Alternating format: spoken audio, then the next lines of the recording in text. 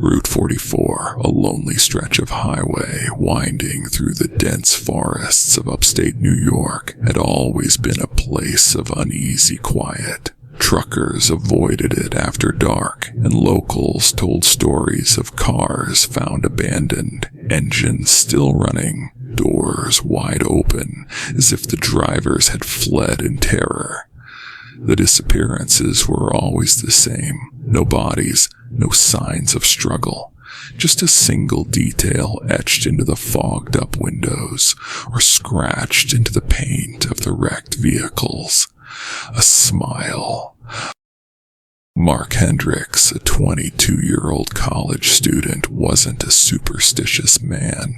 He'd grown up hearing the old warnings about Route 44.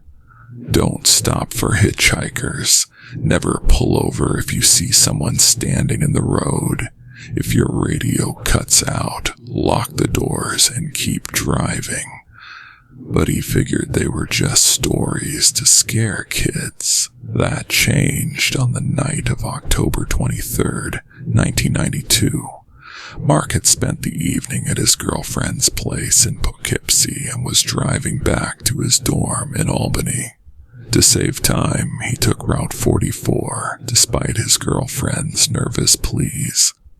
Take the interstate, Mark, that road. It's not safe at night. He laughed it off. The drive started normally, just the hum of his old Ford, the occasional flicker of his headlights catching the eyes of a deer.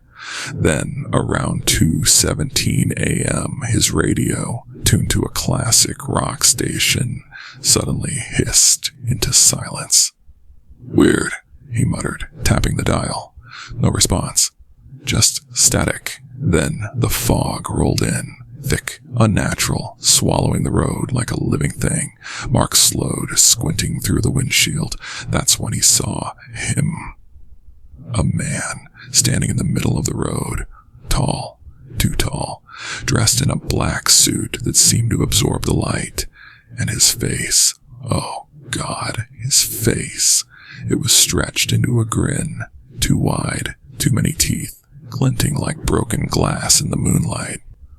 Mark slammed the brakes. The car skidded, tires screeching, stopping just inches from the figure. The man didn't move. Mark's breath came in ragged gasps. "Hey man, you okay?" No answer. Then slowly, the smiling man tilted his head, further than a human neck should bend, and took a step forward. Mark's blood turned to ice.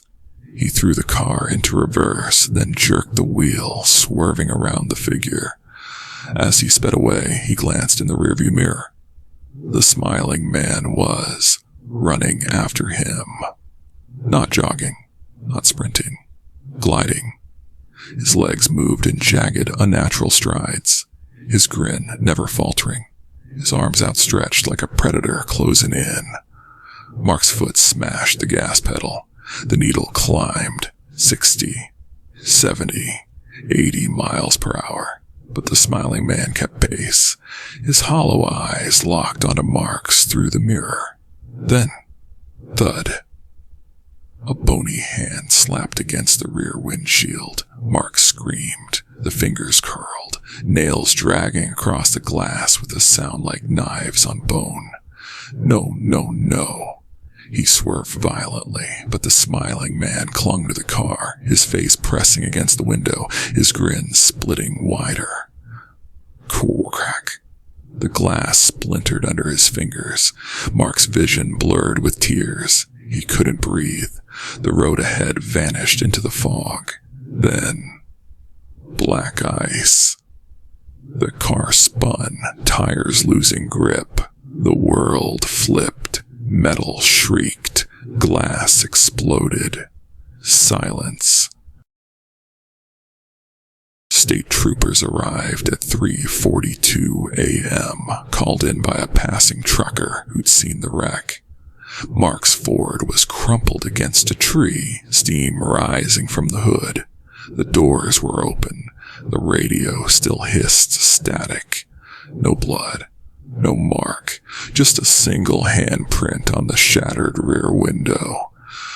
Too large, the fingers too long, and scratched into the dashboard as if clawed in desperation.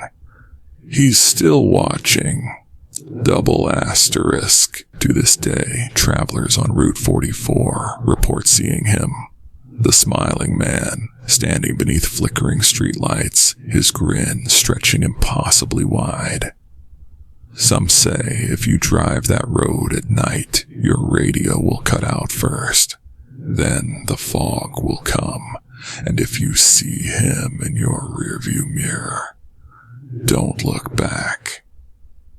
Just drive.